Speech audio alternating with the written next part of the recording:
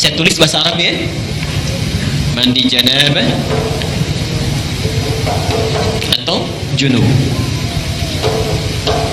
Bukan janub tapi junub. Kalau janub itu artinya selatan. Assalamualaikum warahmatullahi wabarakatuh. Ustaz mau nanya, tadi kan katanya kamar mandi itu kan tempatnya setan.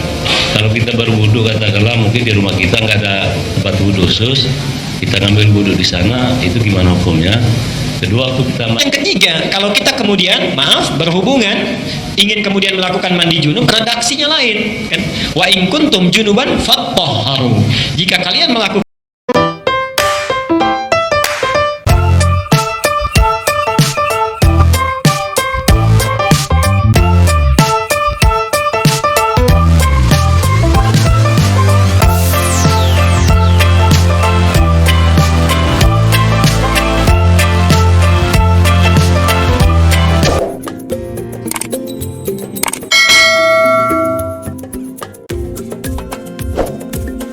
ajaran pertama, perhatikan sebelum ke mandi janabah.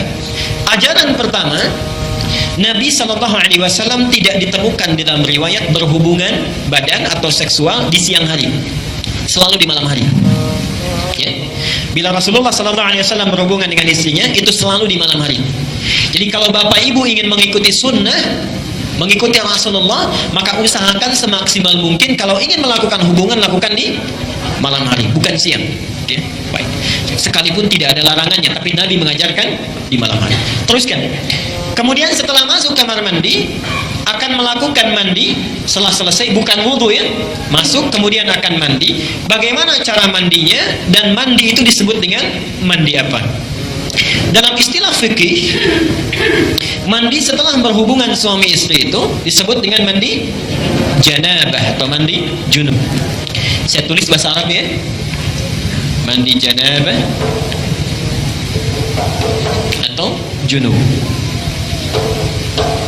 Bukan janub tapi junub. Kalau janub itu artinya selatan, shimal utara. Kalau junub itu mandi yang dilakukan setelah berhubungan. Perhatikan, janabah atau junub itu terambil dari kata al-janbu, janabah.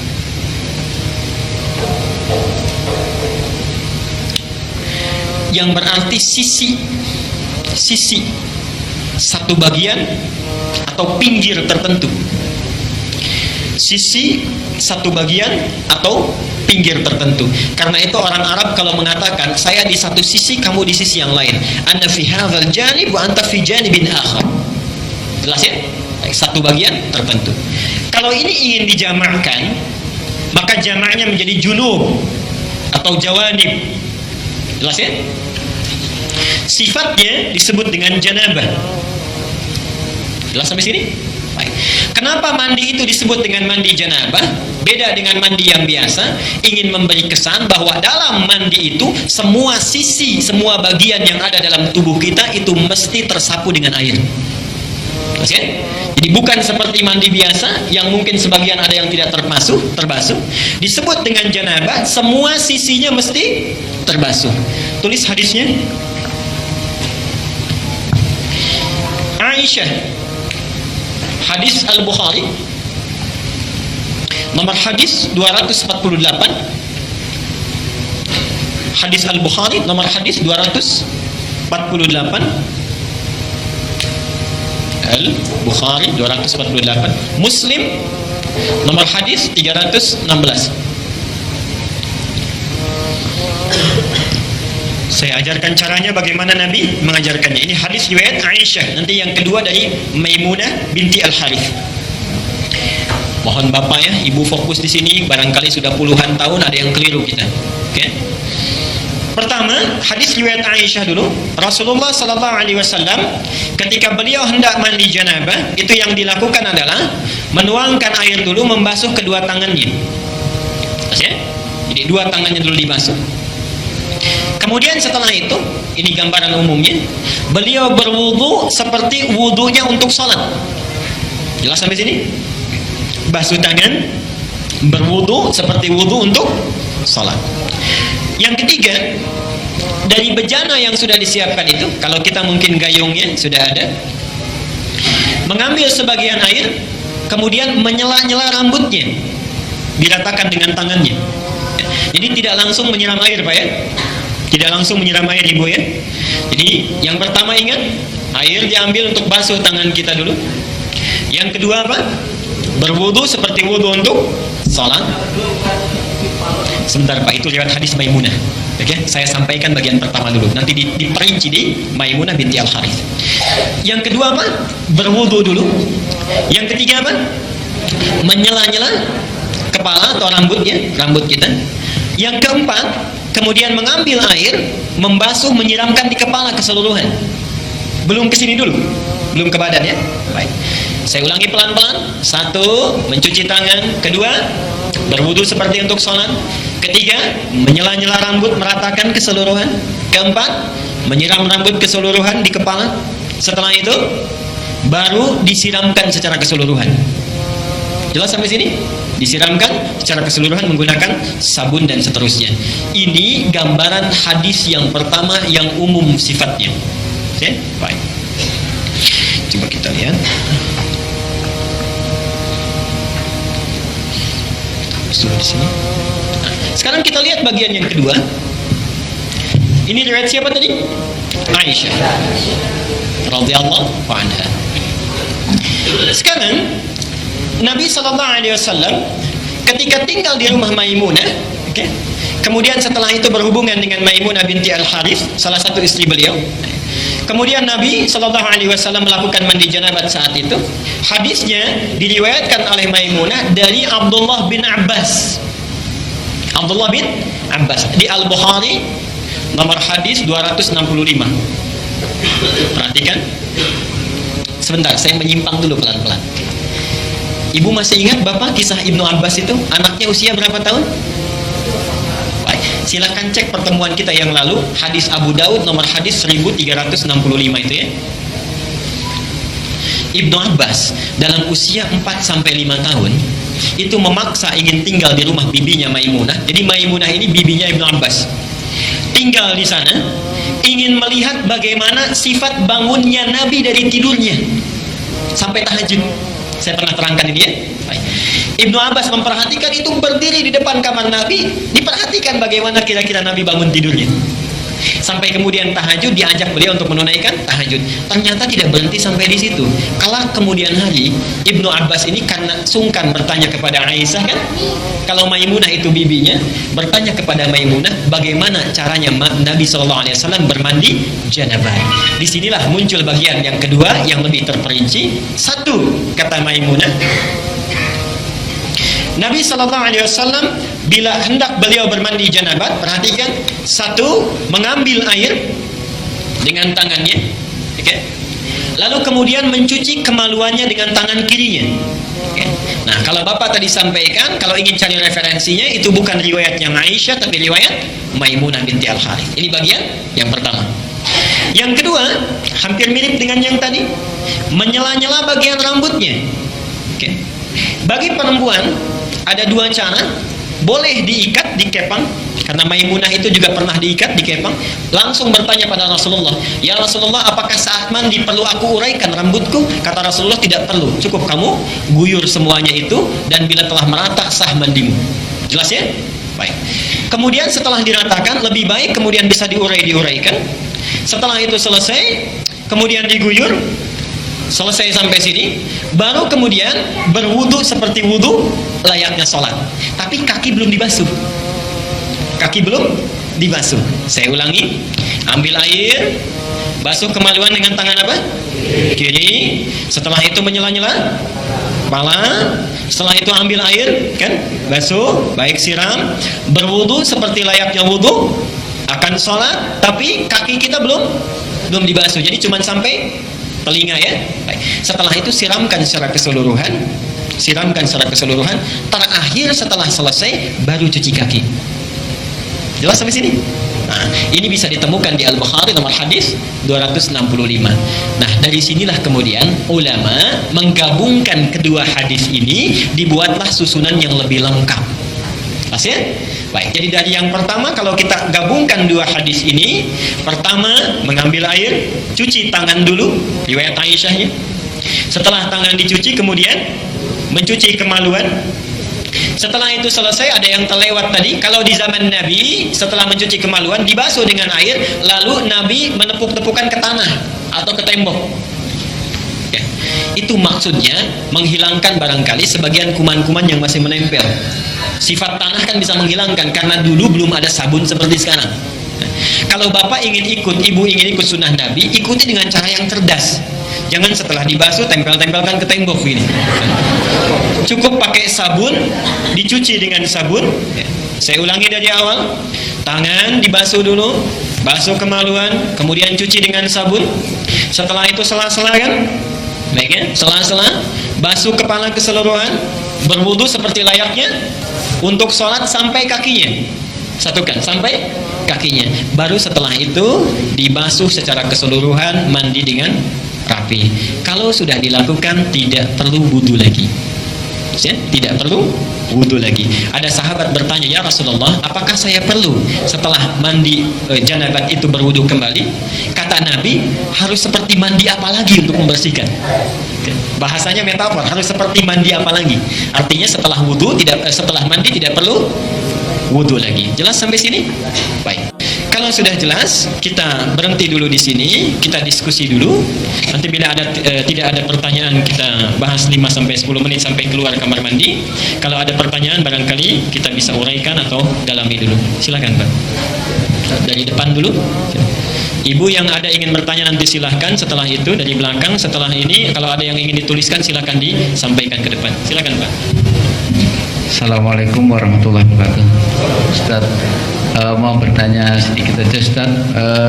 Kalau seandainya kita pas wudhu itu selesai wudhu kemudian batal gitu, kemudian kita wudhu lagi atau langsung meneruskan mandinya itu sampai dengan selesai, nanti kalau mau sholat baru wudhu lagi. Demikian, terima kasih Ustaz. Assalamualaikum warahmatullahi wabarakatuh. Assalamualaikum. Ini saat mandi, Pak ya.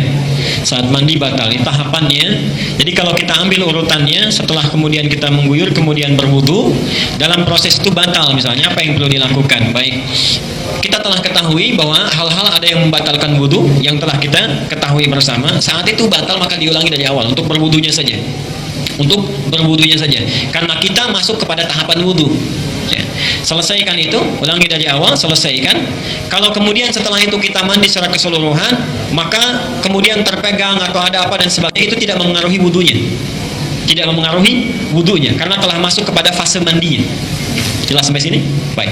Dan kalau sudah mandi tidak perlu wudhu lagi. Sekalipun mungkin mohon maaf sebesar-besarnya saat mandi ada yang terpegang dan sebagainya. Ya. Dalilnya At-Tirmidzi, hadis At-Tirmidzi nomor hadis 107. Ya. Jami' At-Tirmidzi ada yang menyebutnya Sunan At-Tirmidzi nomor hadis 107. Bila sudah mandi tidak perlu wudhu lagi. Jelas saya kira? Baik. Bapak tadi silakan sebentar Bu ya. Silakan. Assalamualaikum warahmatullahi wabarakatuh. Saya mau nanya, tadi kan katanya kamar mandi itu kan tempatnya setan. Kalau kita berwudu katakanlah mungkin di rumah kita nggak ada tempat wudu khusus, kita ngambil wudu di sana, itu gimana hukumnya? Kedua, waktu kita mandi janabah tadi, apakah setelah rambut kita basah, apakah mengikuti siram kanan dulu atau kiri atau langsung semua? Terima kasih. Assalamualaikum warahmatullahi wabarakatuh. Assalamualaikum. Untuk berwudu, kalau kita memiliki tempat wudu, midhaat atau daratul miyah ya, itu maka sebaiknya dilakukan di tempat wudu. Tapi kalau tidak ada di kamar mandi pun tidak apa-apa. Karena Nabi pun kadang-kadang berwudu di kamar mandi, fil hammam. Dan hadis ini menunjukkan bahwa Nabi berwudu di kamar mandi. Karena itu diajarkan doanya bagaimana saat masuknya supaya dihindarkan dari pengaruh-pengaruh setan. Diboleh berwudu di kamar mandi dengan menghilangkan segala hal-hal yang buruk pada saat itu. Yang kedua, mendahulukan yang kanan kemudian mengikuti yang kiri, itu bagian dari adab. Bagian dari adab. Tapi di hadisnya tidak disebutkan apakah kanan dulu atau kiri dulu. Langsung mengguyur keseluruhan. Tapi ulama memberikan adab kepada kita, sebaiknya dilakukan yang kanan dulu, kalau sudah merata dengan baik baru yang kirinya, baru setelah itu keseluruhannya. Tapi kalaupun ada yang melakukan keseluruhan sekaligus, itu sudah dianggap sah. Jelas saya kira ya? Baik, silakan Ibu. Baik. Haid dengan nifas ataukah sama ataukah tidak? Baik. Ada sementara ulama yang menyamakan, tapi pendapat yang paling kuat yang membedakan. Pendapat yang paling kuat membedakan dalam beberapa hal tertentu saja. Beberapa hal tertentu saja. Bagian yang pertama adalah dipastikan dulu sudah bersih keseluruhannya. Ya. Sudah bersih keseluruhannya.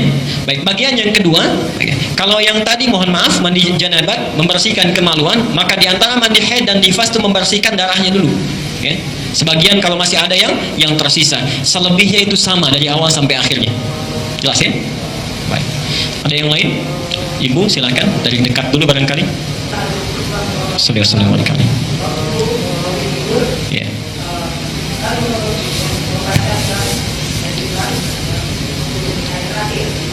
Kemudian bagi kami yang belum hafal, kami mencoba untuk membaca dengan harapan ayat demi ayat mungkin akan biasa bisa kami hafalkan. Nah, bagaimana kan dengan sikap kita kami tidur itu kan wujudnya udah nggak ada. Apakah kami tidur itu dulu membacanya atau berdoa? Karena itu nanti membuka Baik. Ibu bagus Bu ya pertanyaannya. Saya pernah ditanya begini Bu. Ada seorang saat talim di Al-Azhar, seorang ibu bertanya pada saya, Pak, suami saya, maaf saya itu sakit sampai nggak bisa sholat dengan sempurna saat sakit itu. Apakah saat saya sholat dengan bertayamum dan terbaring sholat saya sah? Saya bilang, ibu, sebelum bertanya berbahagia dulu dan bersyukur. Ibu sakit masih ingat sholat. Ada orang sehat nggak ingat sholat. Oke? Jadi ibu belum bisa baca, sudah ingat mau baca. Ada orang yang hafal bahkan tidak baca. Oke? Jadi bahagia dulu dengan itu.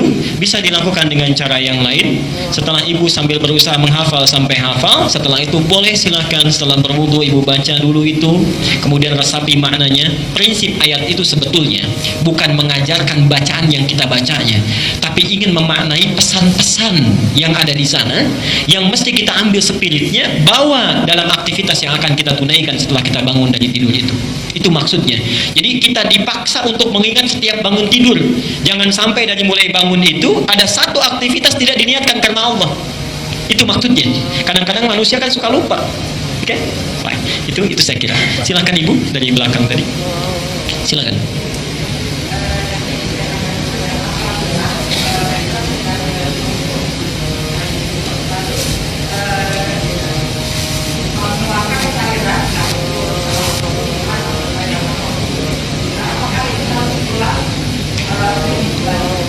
Baik, Waalaikumsalam warahmatullahi wabarakatuh. Ini baik pertanyaannya. Baik, mari kita lihat dulu. Cairan ini kan ada macam-macam ya. Kalau laki-laki nanti ada mandi, ada madhi, itu berbeda ya. Hadis Nabi SAW, bila cairan bertemu dengan cairan, maka wajib baginya mandi ya. Maka bermimpi bapak keluar misalnya cairannya terlihat ya, yang sudah kita pahami, maka wajib mandi.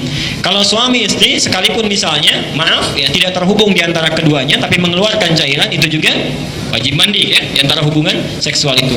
Sekarang ada pertanyaan yang sangat bagus. Bila kemudian telah mandi selesai gitu kan, keluar itu, maka apa yang perlu dilakukan? Mandi lagi atau tidak? Kita lihat dari sebab keluarnya. Lihat dari sebab keluarnya. Kalau keluarnya itu didasarkan pada pikiran-pikiran yang kurang baik tadi, muncul ini dan sebagainya, atau bahkan sesuatu yang dilarang, maka diulang dia. Tapi kalau misalnya itu mengalir begitu saja, tidak diketahui, cukup dibasuh kemudian berwudu kembali. Cukup dibasuh, berwudu kembali. Dan pendapat kedua itu yang paling baik. Jelas ya, saya kira. Baik, silakan Pak. Apakah wajib hukumnya sebelum mandi junub berwudu? Baik, apakah wajib hukumnya sebelum mandi junub itu berwudu? Para ulama berselisih pendapat di sini, tapi pendapat yang paling kuat hukumnya tidak wajib. Dan sah sekalipun dia tidak berwudu, mandinya tetap sah. Apa dalilnya? Bukan Al-Maidah surat kelima ayat ke-6. Wa in kuntum junuban fattahharu. Wa in kuntum junuban fattahharu. Dan jika kalian telah berhubungan suami istri, melakukan junub, fattahharu, maka mandi besarlah dengan bersuci. Tidak disebutkan wudunya. Kenapa Kenapa tidak disebutkan wudunya? Ayat ini kan membagi kepada 3 bagian. Satu, ayat tentang wudu. Ya ayyuhalladzina amanu idza qumtum ila sholati faghsilu wujuhakum wa aydiyakum ilal marafiq wamsahu bi ra'usikum wa arjulakum ilal ka'bain. Bagian yang pertama, kan? Bagian yang kedua, ketika tidak menemukan air, maka diminta untuk bertayamum. Fa illam tajidu ma'an fatayammamu sa'idan thayyiban, kan? Bagian yang ketiga, kalau kita kemudian berhubungan, ingin kemudian melakukan mandi junub, redaksinya lain, kan? Wa in kuntum junuban fattahharu. Jika kalian melakukan hubungan suami istri kemudian mandi junub, cukup dengan bersuci secara keseluruhan, fattahharu. Nah, disinilah kemudian para ulama memberikan 2 penafsiran. Satu, kalau ada di antara kita yang tidak berwudu saat itu terlewat, mandi begitu saja, maka sudah dihukumi sah. Maka dihukumi sah. Nah, tidak perlu diulang. Tapi yang paling sempurna dan terbaik adalah mengikuti sunnah Nabi dengan berwudu terlebih dahulu. Itu sepakat ulama di situ. Sekira jelas. Silakan Ibu. Assalamualaikum warahmatullahi wabarakatuh. Ya.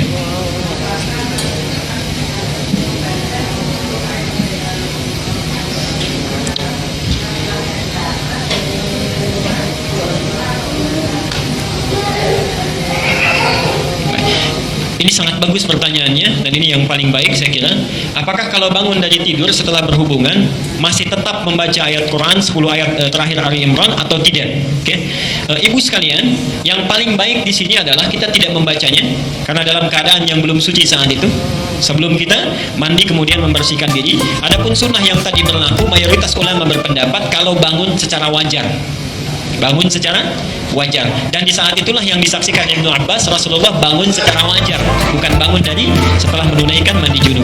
Jadi Nabi SAW setelah bangun keluar dari kamarnya, Ibnu Abbas itu langsung diajak wudu, langsung sholat. Ya, dulu sholatnya masih 13 rakaat tahajudnya. Diajarkan Ibnu Abbas bagaimana cara sholatnya dan seterusnya. Jelas sampai situ? Baik, saya kira silakan setelah lagi. Ustaz, bagaimana kalau kita setelah melakukan hubungan, apakah boleh kita makan atau minum sebelum kita mandi junub? Baik. Tidak ada larangan yang spesifik untuk itu, tapi para ulama dari akhlaknya sebaiknya meminta kita untuk tidak memakan atau meminum sesuatu dulu sebelum kita membersihkan diri. Oke? Karena badan kita masih dalam keadaan kotor, rizki Allah itu sangat baik, gitu kan? Kemudian memberikan sesuatu hal yang baik, tidak selayaknya sesuatu yang baik masuk ke dalam sesuatu yang kotor. Itu hanya bagian dari akhlak atau adab saja. Tapi kalau sekiranya ingin kemudian makan dan minum, larangannya pun tidak ada. Cukup kita membersihkan tangan, mencuci, kemudian minum dan seterusnya. Baik ya, saya kira.